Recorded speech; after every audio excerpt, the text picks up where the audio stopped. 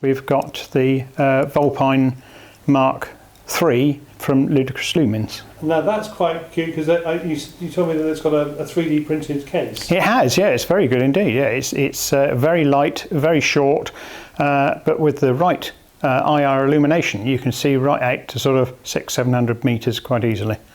I mean, is it relatively good value?